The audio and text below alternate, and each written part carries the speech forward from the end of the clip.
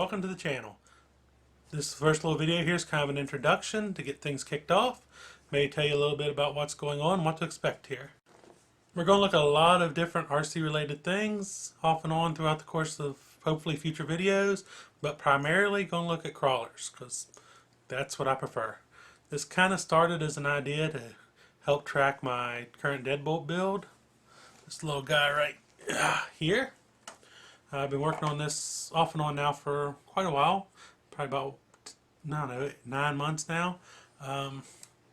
Started off, I was looking for an axial based crawler. I went to the hobby store. I wanted the Ram, but they were sold out. But they did have the Deadbolt on sale, so I picked one up.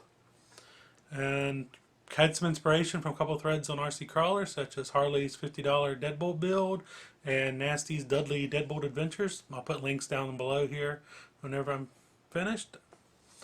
I also have a thread for this truck called Project Cheapbolt. I'll throw a link to it up as well. Pretty much just going to follow along here. We're going to do some more upgrades. So I've tried to upgrade this truck as we went along, trying to do it kind of like just your average fella might do that has a little bit of extra money to put in his cars, but not a lot of extra money.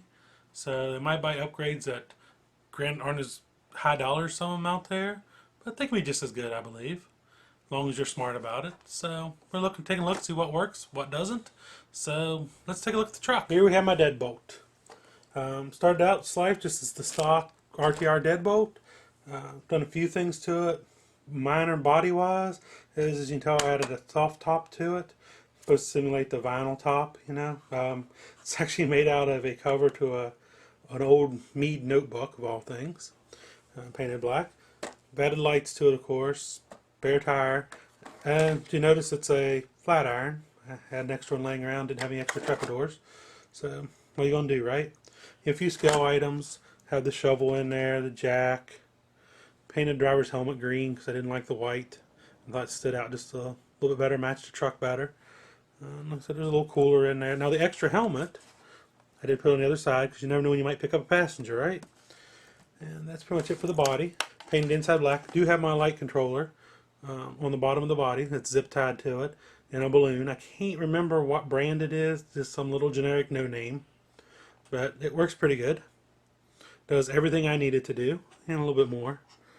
So there you have that. Body, as you can tell, has been beat. This thing sees a lot of use, but we have a lot of fun with it, so it's all good, right?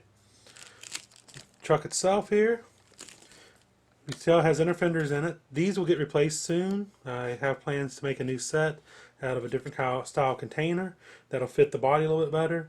Hopefully soon we'll get a chassis upgrade and I'll take care of that then. These are made from Cool Whip containers of all things. But they work good, effective, and fill the wheel wells. Paint them black to keep crap from flinging inside the truck, and whenever you look at the truck from another angle, you don't see through it, so that's good. I've relocated the battery from the back to the front, made my own mount here. There's a couple companies that make mounts to mount them crossways. Staying to the Cheapbolt theme, I just made my own, put it in there. It's running the stock axial speed controller, the 85 waterproof. Some people say it's not waterproof, some say it is. I've had this thing buried in water almost over top the truck, no problems at all. This thing's been wet many, many times. Got an RC four-wheel drive 45 turn motor. Wanted to try something different. The 27 just wasn't doing it for me, so give the 45 a try. Traxxas waterproof receiver box back here. Inside it is a Futaba receiver because I prefer Futaba radio gear. I have my BEC here, Castle BEC, and my winch controller boards here. Both of these are covered in liquid electrical tape to keep them nice and waterproof. Up front, still the stock servo, but do have a metal arm on it, which I got off eBay from China, of all places. Just figured give it a try. A little $3 part shipped. Why not, right? Made my own steering links because the plastic ones, they're pretty abysmal. They like to flex a lot. Moving on to the underside of the truck. I went with these kind of links. They're solid links. They're not rod. They don't have the rod ends on them. The adjustable ones, like a lot of people have the Revo ends on them and such, does not have those. They're all one piece, the rounds in them. They're unbranded ones that, once again, I got off eBay out of China. They were, I want to say they $7 or $8 a set for each end, but it came with the 3-link upper, which in the front I am running the metal 3-link, stock 3-link style still.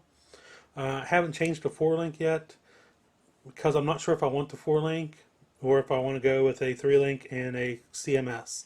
So we'll have to wait and see. I'm thinking maybe going with the locked up RC CMS. So we'll see what happens, right? But so far these have been great. I moose lick the joints every time after I get done running it. They seem to be holding up good. As you can tell, they're scratched up, but the rear links are brake line and Revo ends, just because I needed the rear upper links for the 4-link, and you can make your own, so it's no big deal. I just would have made my own here, but I wanted a different look.